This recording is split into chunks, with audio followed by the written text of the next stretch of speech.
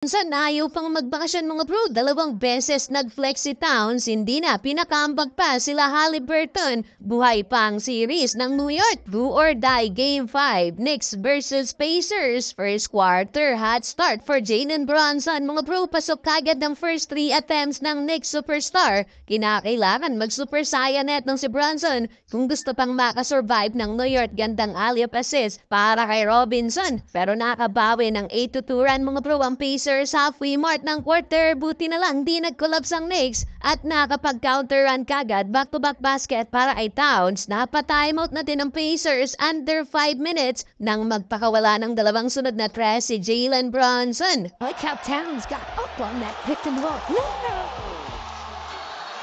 Nakakalabang ng double figure dyan ang New York. Nakapag-total pa ng 14 points si Brunson sa first quarter. All goods na sana. Yun nga lang nakapag-run pa sa dulang visiting team kung saan tinapos nila ang laban mga pro with 8-2 run. May gulang na ginawa pa si Brunson. Hinatakba naman ng jersey ni Benedict Maturin. Buti na lang at di yun napansin ng referee. Well, end of first quarter, 4 ang kailangan nabulin ng Pacers, 27-23. Second quarter, habang pahinga si Brunson, bumuhat sa opensa ng Knicks. Etong si Karl Anthony Towns, 7 straight points agad ang pinakawalan ni Towns. May pag-angas pa sa Pacers, nag-flex pa after ng end one basket. Kaya naman dahil sa kanya, napanatili pa din ng New York ang lead. Solid pa ang ambag ng second unit. Kaya naman muling bumalik sa double figure ang hinahabol ng Pacers under 6 minutes. Palo na sa 12 points ang lamang ng New York. Another end one opportunity para kay Towns. Another flex para sa big man ng New York. Sulit ang naging pahinga mga bro ni Brunson. Halos kalahati ng quarter nakapag-rest si JB, kaso nga lang nilambig naman ang shooting ng Knicks superstar. Di na apuntos. Last 2 minutes baba sa single digit ang lead ng New York. Balance ang scoring ng starters at second unit mga pro ng Pacers, 24 points.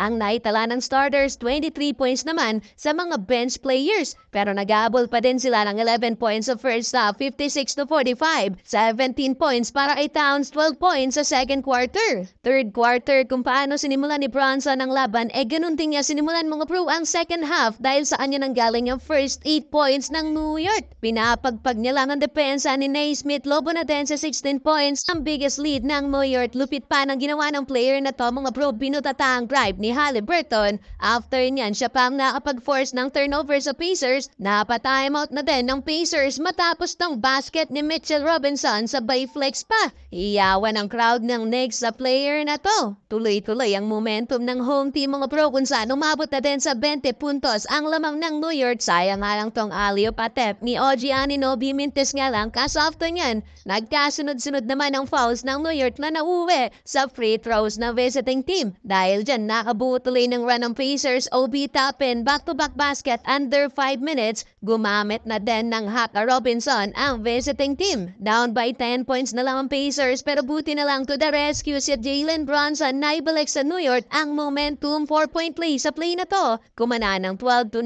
run ng Knicks kaya bumalik din sa 20. Ang hinahabol ng Pacers, 30 points na for Brunson, 14 points sa third quarter. Pero di pa din pwedeng magpakampante ang New York dahil tinapos ng Pacers ang laban with 9-4 run, 90-73, heading into the fourth quarter. Well, fourth quarter hindi pinag-start mga pro ng Pacers. Etong si Tyrese Haliburton, magandang naging simula ng New York. Nangahay pa ng crowd. Etong si Landry Shamet, pero napata-timeout ang home team after may baba ng Pacers sa 12 points ang lamang ng New York. Pero buti na lang after timeout may sagot ang Knicks. Back-to-back basket para kay Josh Hart. Balik sa 16 points ang inahabol ng Pacers. Tuloy-tuloy na ang opensa ng Knicks. Alat ni Boss Dog, 6 points lang sa game na to, 4-minute mark. Clutch basket para kay Jalen Brunson. Parehas na ding may 20-point game sa conference finals mga pro. Etong si Towns at Brunson, huling gumawa niyan ay yung tandem pa ni Shaq at Kobe. And one basket pa para kay Towns. Huling flex mga pro sa game 5. So